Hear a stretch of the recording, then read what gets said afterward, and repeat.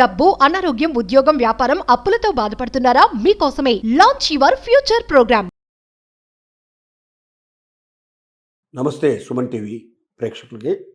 Banking రంగంలో అనేక రకాల లోపాలు, అనేక రకాల సమస్యల్ని కస్టమర్స్ ఎదుర్కొంటూ ఉంటారు. ఇలాంటి వాటికి పరిష్కార మార్గంగా రిజర్వ్ బ్యాంక్ ఆఫ్ ఇండియా కొత్తగా కన్జ్యూమర్ కంప్లైంట్ సెల్ ఒకదాన్ని ప్రారంభించడం జరిగింది. ఆర్బీఐ పోర్టల్లోకి వెళితే మనకు కన్జ్యూమర్ కంప్లైంట్ ఈ పోర్టల్ కనపడుతుంది.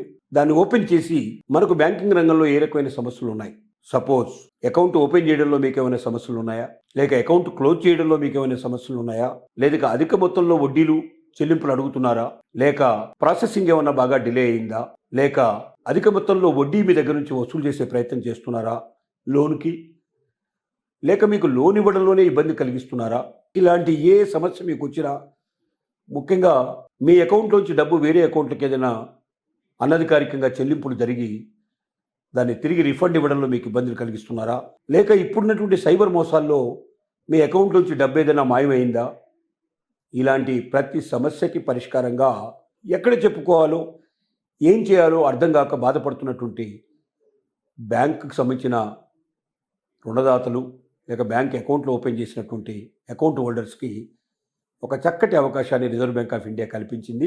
ఈ పోర్టల్ ద్వారా ఎవరైనా తమ సమస్యకు పరిష్కారం కనిపించుకోవచ్చు. మీరు ఆ పోర్టల్ ఓపెన్ చేయగానే దాంట్లో వివరాలు అడుగుతుంది. వివరాలని తెలియజేయాలి. దాంట్లో మీ బ్యాంక్ అకౌంట్ నెంబర్ ఏమిటి, మీ బ్యాంక్ పేరు ఏమిటి, బ్రాంచ్ ఏమిటి, దాని డీటెయిల్స్ అన్నీ కూడా పెట్టాలి. తర్వాత దాంట్లో అడిగేటువంటి ప్రశ్నలన్నిటికీ మీకు సమాధానం పెట్టాలి. ఆ కంప్లైంట్ అన్నిటికీ మీ ఆధారాలు కూడా, మీరు ఏమైనా కంప్లైంట్ చేసినప్పుడు వాళ్ళ నుంచి వచ్చిన సమాధానాలు, అలాంటి విషయాలు ఉన్నాయో వాటన్నిటిని పొందుపరుస్తూ మీరు రిజర్వ్ బ్యాంక్ ఆఫ్ ఇండియాకి ఇది పంపించినట్టయితే నిర్ణీత గడువులో ఆ బ్యాంక్ ఏదైతే, ఏ బ్యాంక్ అయితే వల్ల మీకు అన్యాయం జరిగిందో ఆ బ్యాంకుకు వాళ్ళు సమాచారాన్ని అందిస్తారు. ఆ సమాచారాన్ని చూసుకొని 20 రోజుల్లో వాళ్ళు స్పందించాల్సిన అవసరం ఉంది. అలా స్పందన రాకపోయినా, లేక వచ్చినటువంటి స్పందన జవాబు మనకు సంతృప్తికరంగా లేకపోయినా, ఈ కంప్లైంట్ని రిజర్వ్ బ్యాంక్ ఆఫ్ ఇండియా స్వయంగా బ్యాంకింగ్ అంబుడ్స్మెన్కు పంపిస్తారు. అంబుడ్స్మన్ అనేవి ఎప్పటి నుంచో పనిచేస్తున్నాయి, చాలా ఏళ్ల తరపు నుంచి ఉన్నాయి ఇవి. బ్యాంకింగ్ అంబుడ్స్మన్ ఇప్పుడు కూడా ఉంది.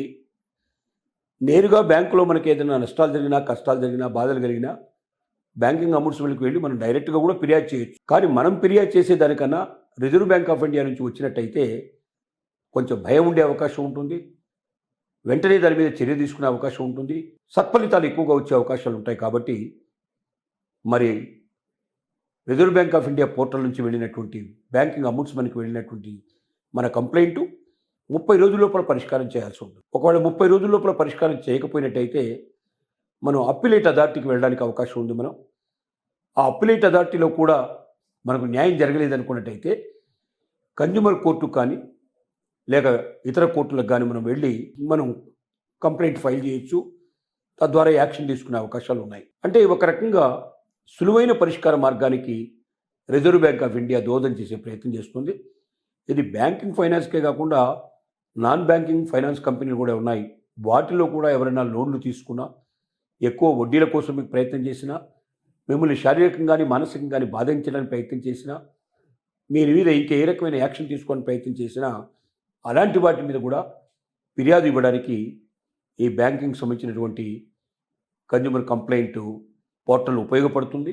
దానివల్ల ఆర్థిక లావాదేవీల్లో వచ్చేటువంటి నష్టాల్ని, కష్టాల్ని, బాధల్ని ఎవరికి చెప్పుకోవాలో తెలియకుండా ఏకాగ్గా మిగిలిపోయినట్టు మరి కంప్లైంట్ దారులు ఎవరుతున్నారో, ఖాతాదారులు ఎవరైతే ఉన్నారో వీరందరికీ మేలు చేసే విధంగా రిజర్వ్ బ్యాంక్ ఆఫ్ ఇండియా తీసుకున్న నిర్ణయం చాలా హర్షం, ఆమోదయోగ్యమైన విషయం.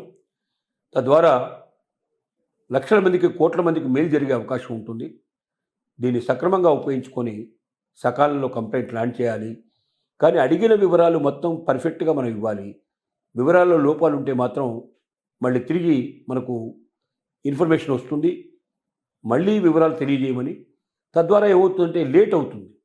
అంటే మన కంప్లైంట్ని మనమే తొందరగా పరిష్కారం చేసుకునే స్థితికి మనమే తెచ్చుకున్నట్టు అవుతుంది. కాబట్టి సకాలంలో సక్రమంగా అడిగిన ప్రతి ప్రశ్నకి సరి అయిన సమాధానాన్ని క్లుప్తంగా ఇచ్చి, తద్వారా కంప్లైంట్ తొందరగా మరి అది పరిష్కార దిశగా వెళ్ళడానికి దోహదపడాల్సిన అవసరం ఉంది.